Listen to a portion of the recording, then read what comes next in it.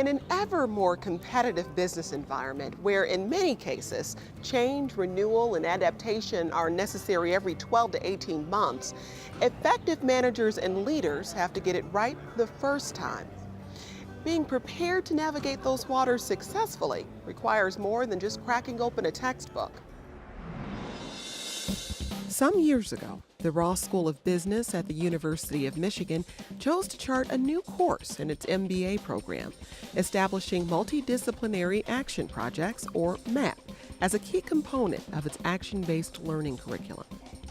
I asked Senior Associate Dean Jean Anderson to explain the genesis of this thinking. So Jean, give me a little history about the MAP program. How did it get started? Sure. It was really the result of the vision of our former dean, Joe White. He and our senior associate dean at the time, Paul Danos, thought that what the MBA program really needed was to take students beyond what they were learning in their core courses and to help them learn about how those concepts and tools would work in the real world, and to also help them kind of be better prepared to hit the ground running when they got to their summer internships. So sort of taking what they were learning in the classroom and moving it into the real world. Absolutely. After spending their first 3 7-week terms in classes, gaining a solid foundation in business fundamentals, Ross MBA students form into MAP teams for their 4th term. Well, we get projects from all different sources. A lot of our projects come from our alumni. The proposals start to drift in the fall, and faculty and the staff in the MAP office will work with the people that are putting together the proposals to put them into the right kind of shape for the program and for our students to read. Where are some of the places these projects take place? About half of our projects each year are overseas. I think we've got 3 or 4 in Africa, South Africa, Rwanda, India, China, Cambodia, Peru, Argentina, Chile, Mexico.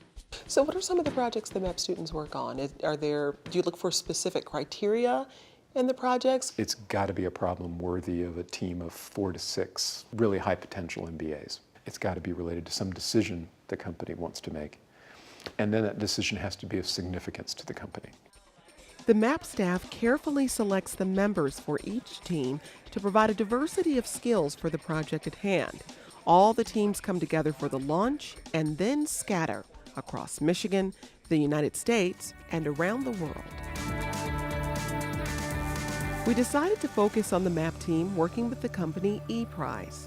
As a worldwide leader of interactive promotions, ePrize works to connect brands with their consumers.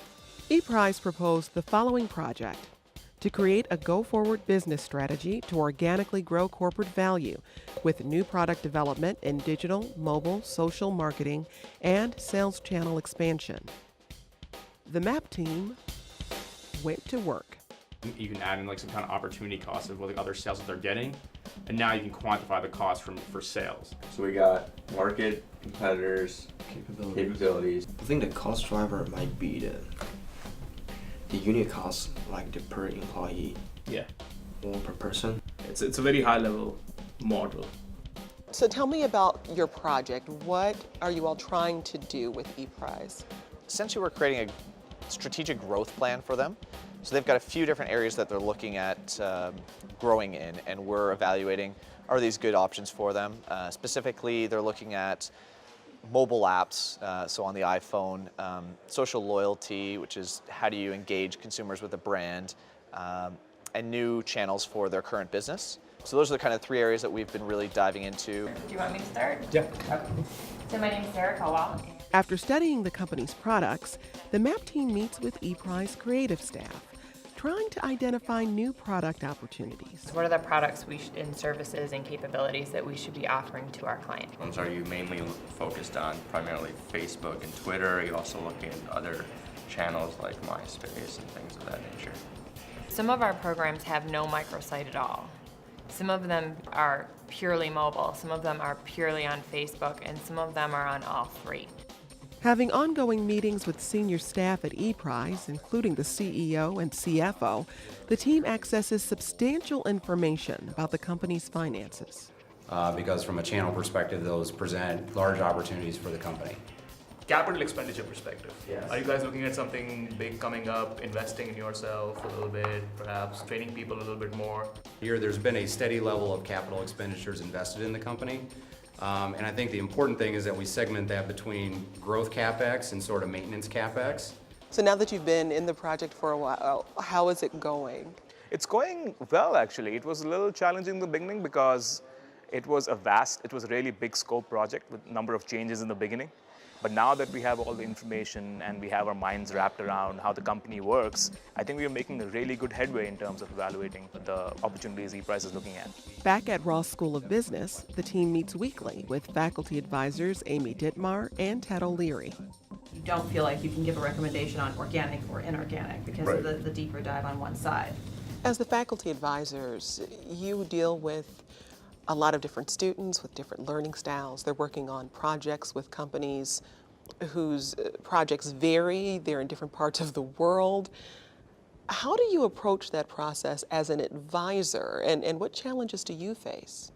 I think we approach it in terms of trying to assess along the way what they're doing in terms of the project. Is the process reasonable? Are they moving towards some definable outcomes? And it's challenging them gently along the way to say, what are you doing? What's the next stage? What evidence do you have for what you're claiming? What are you going to recommend?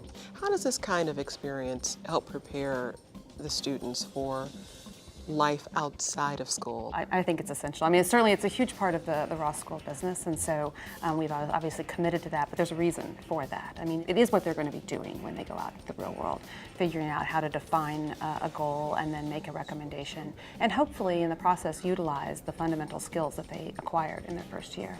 Thank you all for joining us today for the final presentation. After an intensive 7-week period of research, brainstorming, and analysis, the team presents its findings to ePrize. They did a really good job of laying out their approach, also the facts and figures, final recommendations, and a really nice bonus add was tools that we could use, which is great. Their work complete, the team enjoys a well-deserved but short break before embarking on summer internships. That was good. No way.